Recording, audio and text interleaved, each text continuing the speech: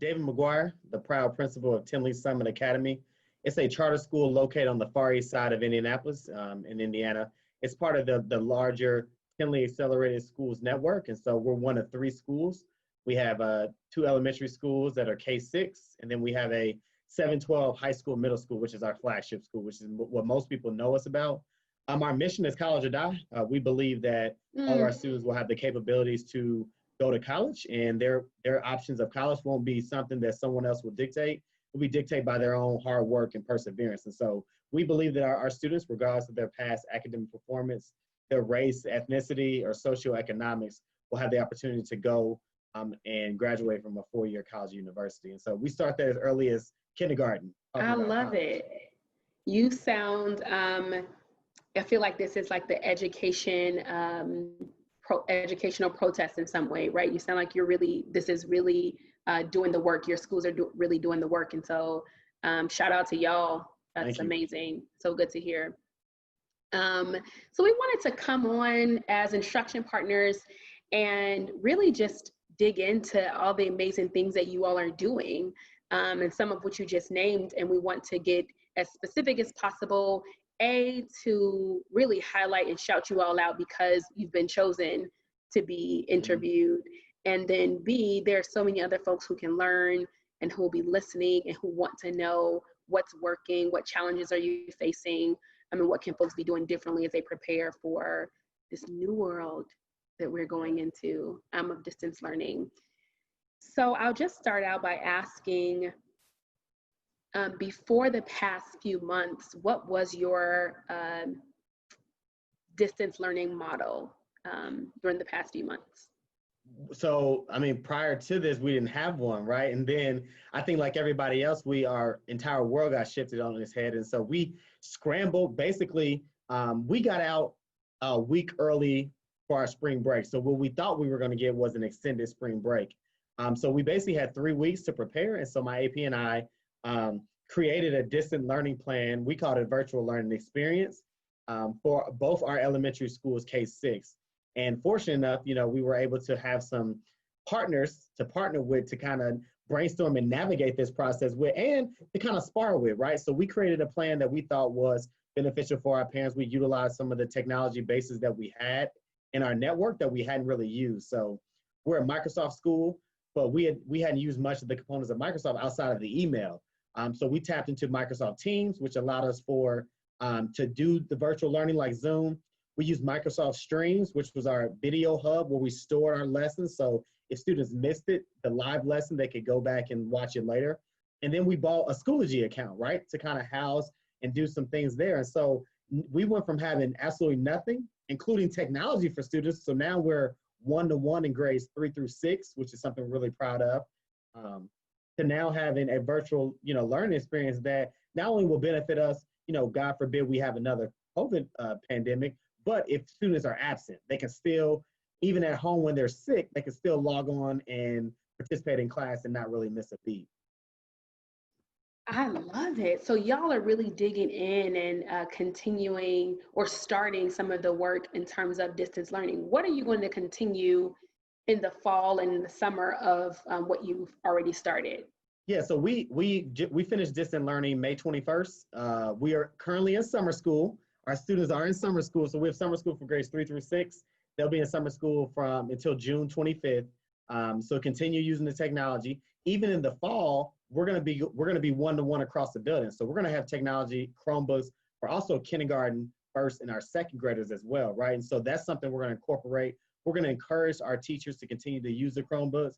We're gonna encourage our teachers to save on paper, and so post their assignments on Schoology, and students will submit on Schoology because we're able to connect our Schoology to our Power School. So teacher can give grades. So we're gonna save a lot more paper than we've saved in the past. And more importantly, we're gonna make our students more technology savvy from an educational standpoint, right? So they can navigate social media and websites. We want them to be more tech savvy when it comes to their learning. I love that it's a win-win for folks. We're saving the environment and also building our students up. Yeah, I love that. So what is your model? What do you propose or think that your model is going to be when you go back to school? You feel like you're all going to be on site? students will be still learning from home? What do you think when the fall?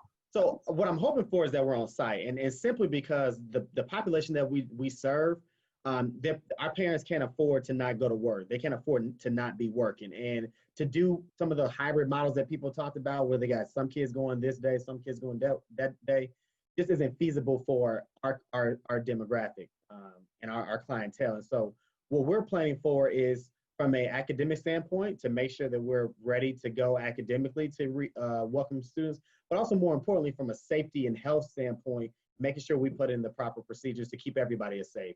Students, staff, teachers, and even parents. I feel like that's such an interesting perspective, because I think across the board, there's a lot of promotion of the hybrid model or distance learning model. And what I hear you saying is our families can't afford to have to stay home with kids. No, our community another X amount of months. Yeah, I mean, it's one of those things like our community will thrive when parents are at work, because the school is not just a place where students learn, but for the parents, like our students, they can't stay at home by themselves, right? And they can't afford to send them to a daycare to monitor their virtual learning, because honestly, if schools are not open, then there's not many daycares and childhood centers are going to be open as well, right? So it's important that we're able to go back to school, because I don't think the workforce and the school systems are going to be on the same schedule. So people are going to go back to work, but if schools are closed, what are these parents going to do? So what are some things you're putting in place to have that be safe and equitable, and also making sure that students get the kind of depth of learning they need? Yeah, so I think firstly, from a safety and health standpoint, we're gonna monitor and follow the guidelines of the CDC, and we're purchasing PPEs, and so we're getting the hand sanitizers and some temperature checks, and we're gonna not share supplies for kids, so they have their own individual school bins. We're gonna promote more healthier habits. We're not gonna do large assemblies, and they're gonna eat in their classroom. We're gonna protect social distancing. And then we're also, I think, educate our parents on, if your child does have slight temperature, the importance of like acknowledging that from us to a school, so we can keep everybody safe. And just making sure that we are monitoring with our school nurse and school leaders. We're monitoring scholars and make sure they're feeling healthy. But then from an academic standpoint, I think we're going to look at where our students ended virtual learning from an instructional standpoint. I think this is where instruction partners come in. That's where our relationships come in. We're looking at where our students ended from an academic standpoint, and where we need to pick up, not only spiraling in things that were possibly missed last school year, but also making sure we stay ahead of space. Because my mindset is, for the students that we serve, the system is not going to pause the expectations it has for our students to be proficient. And so we have to make sure that they're still able to meet that bar, because there's schools, in more affluent areas where their students probably didn't miss a beat because they were equipped to do virtual learning, just had some of those, home situations that were a little more conducive for virtual learning, where our students didn't. But they're going to be still compared to the same bar and still be expected to pass the same assessment. And 3-4 years from now, they won't be able to use COVID-19 as an excuse why they're not college ready. And so we can't allow our students to fall into that mistake, but we have to be smart and intentional about how we close some of those gaps. That's so interesting. I love what you're saying around how do we prepare if students are on site, and if the CDC says that, yes, it's safe for students to come into the building. And I also hear you saying we need to think about unfinished learning and how to catch up. So tell me, there are two things I'm thinking about. I'm like, I want to talk about what if it is not on site, what's the plan for distance learning? But I also am really curious about some of the tools and support that Instruction Partners is giving you in your school to be prepared to catch back up with some of the unfinished learning. So I think for your first question, when you asked about, I think you asked about, if we can't go back on site. If we can't go back on site, what will virtual learning look like? So we believe we have a really good virtual learning plan, especially because now, different from what we had last. So our K-2 scholars, when we did our e-learning, didn't have technology. If we come back next year and have to do it, they will have the technology, right? So we closed that gap, provided that access. We also gave surveys to teachers, to parents, to students about what they liked and what they didn't like. And so we're gonna make some minor tweaks, but really for us, it's just about getting people more comfortable, getting our students more comfortable with using the Teams where they can do chats and videos, getting our students and teachers and parents more comfortable with navigating through Schoology, finding assignments, posting in the chat, and things like that, and just getting everybody comfortable to now shifting to this virtual learning, because we all went to school to be teachers in a brick and mortar, right? We didn't go to school to teach virtual learning, and so it's just an adjustment. We just learn a different way to teach and a different way to engage students. And I think that's one of the things that we learn from instruction partners, right? So for me as a principal, first thing I asked them, I said, we're still making the shift to distance learning.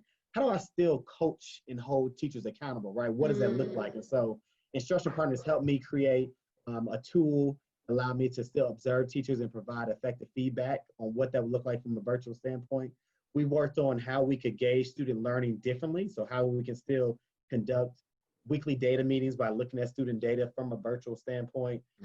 They helped us fine tune our schedules, which was best practice on like how many hours a student should spend on virtual learning a day and a week. And so we were able to fine tune our schedule there. Now, again, we're talking about how do we give out assessments during virtual learning? How do we use that assessment data to now drive what we do for the next school year? And then what do we do about a reentry assessment? So my last conversation with instruction partner was, what does a reentry assessment look like that gauges students on the skills that they should have learned last year, but the skills they need to be prepared? And then how do we take that data to now basically, kind of recreate our curriculum pacing guide? Yeah, I mean, that is a lot of things to really consider given the impact of COVID. What have you seen the impact be with those supports so far? So I think first I think our teachers saw that the same energy that we had and the same high standard for their teaching that we had in the classroom carried over to virtual learning, because they were still getting feedback and getting bite-sized and measurable things they can improve on. And we were observing their classroom. So we were hopping in their videos and watching their lessons and providing them feedback, or watching their videos later if we would have missed it and providing feedback.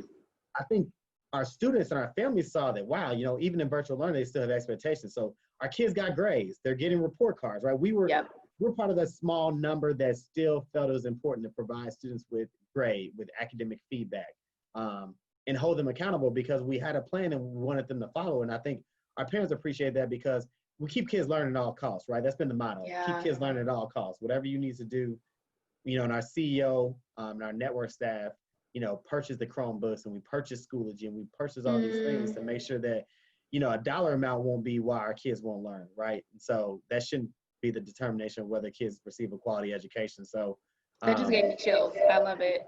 Yeah, I think, it's this mindset, right? If you're gonna be college or die, it's gotta mean it, right? And so you can't let a global pandemic, bad in itself, right, compile with then kids not learning. So not only do you have kids suffering a pandemic of health, you're gonna have a pandemic of academics, right, where kids aren't learning.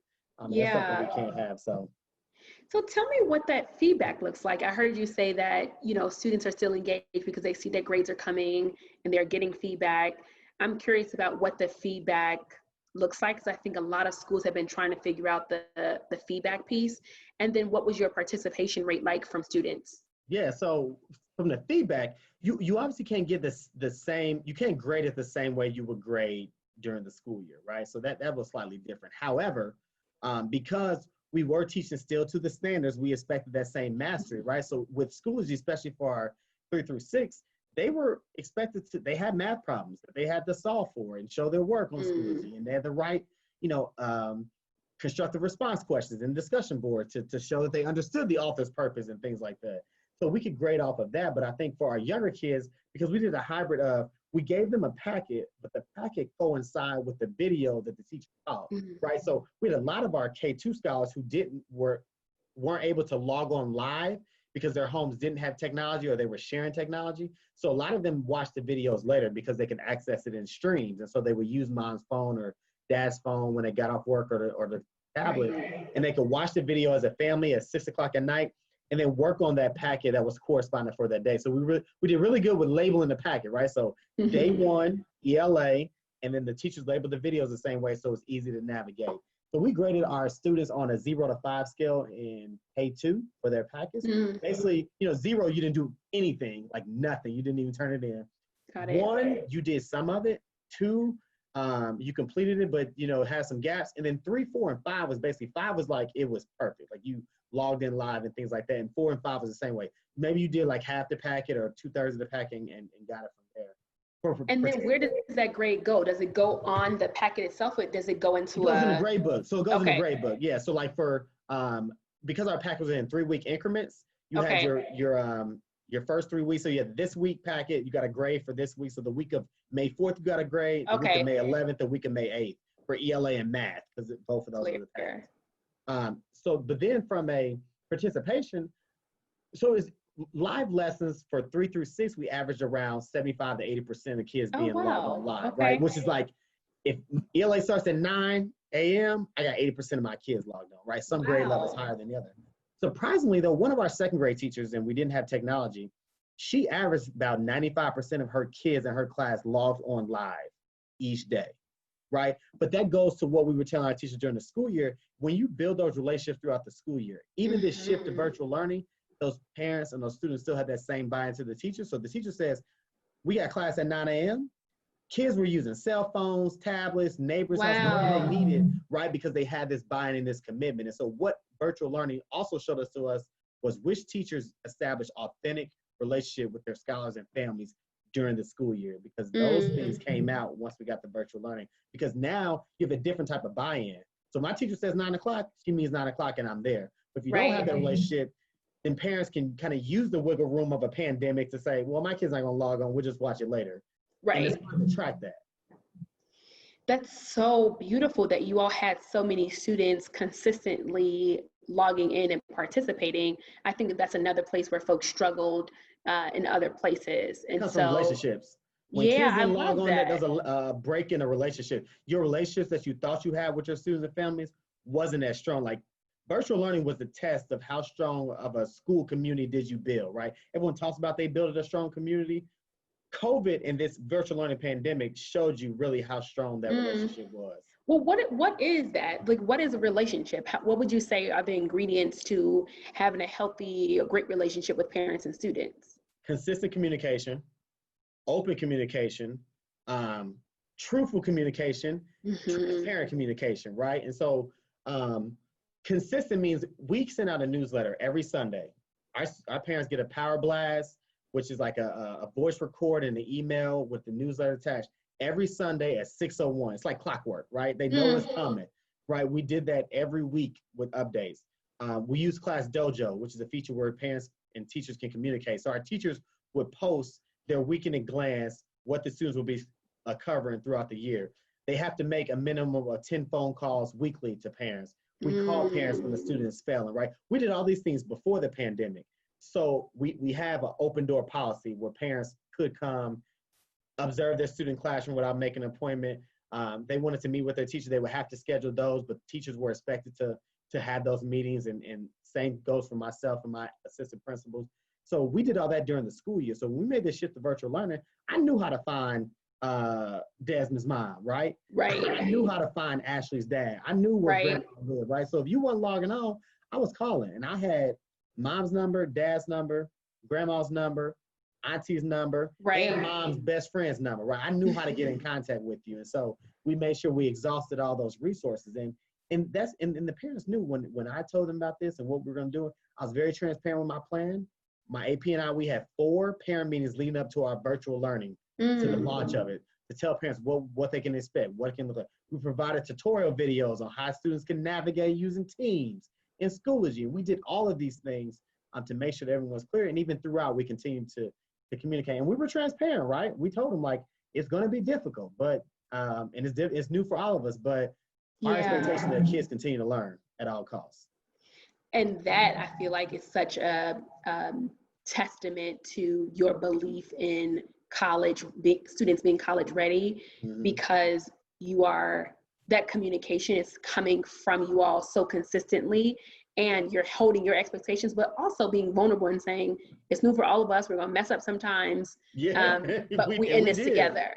Absolutely, and that's why I tell them we're always in this together, right? Yeah, I think of your K through 2 students who didn't have access to technology, and you're saying like that.